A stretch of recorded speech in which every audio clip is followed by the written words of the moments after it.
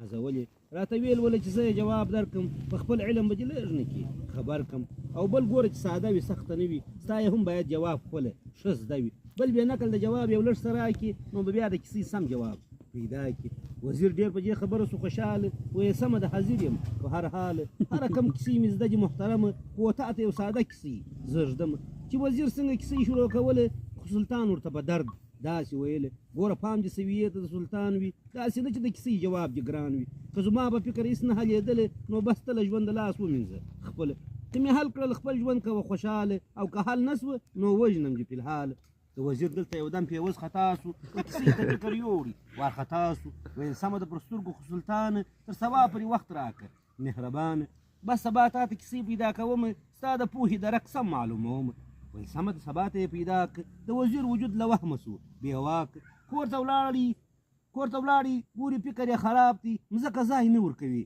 داسې بېتاب دی چې مېرمنه یې خبره په جریان کړه د باچا شرطونه یې ټول ورته بیان کړه نو یې ښځه بېچاره هم وارخطا سوه چې خبره په شرطونو د باچا سوه دواړو داسې کیسې جوړه کړله ځانه چې باچا یې جواب ووایي اسانه چې شپه چېرې سوه وزیر راغی باچا ته ول پیدا مې کړه کیسې صاحبه تا ته ولې ما ته خو ستا پوهه معلومیږي چې دا ستا بې فکره هېڅ هم نه حلېږي نو صاحبه دا کیسې د اصلي ګرانه خو تا غوندې هوښیار شخص ده اسانه نو باچا ویل ښه پوه شه قدردانه ژوند به باید که کیسې وه ډېره ګرانه وزیر وویل ډاډه اوسه ښاغلې ما ته ستا پوهه لمر غوندې ځلېدلې ویل ښه نو بس کیسې دې راته وایې وزیر هم سو راولاړ له خپله ځایه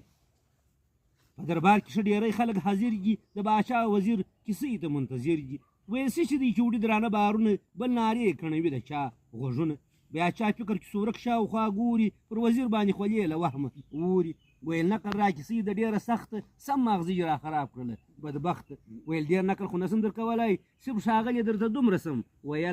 ویلی دی حیوان په رنګ که چېرې ته نږدې دی همیشه لاندې حیوان تر غرارې دی په خبرو کې مرګړی یادېږي بیا عقلان ورسره ډېر تشبیه کېږي باچا یو دم په خوښۍ او نڅېدو سو ول جواب مې در پیدا کړي په نارو سو وزیر هم له خوشحالۍ په خندا سو چې جواب یې د باچا سره پیدا سو ویل ښه سلطانه ما درته ویلی چې جواب یې ته ویلی سي هر کله پوه سوم خپله ځیرکچا دې راښکاره کړه ستا خندا زما د بدن وچه خوله کړه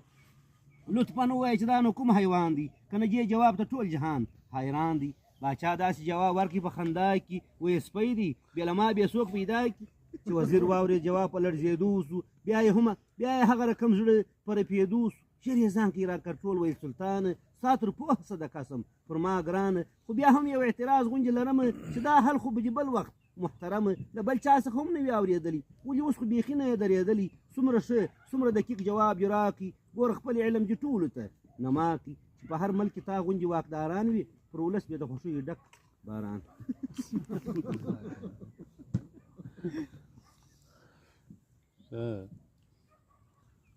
دغه پیر هغه صاحب ویله ولا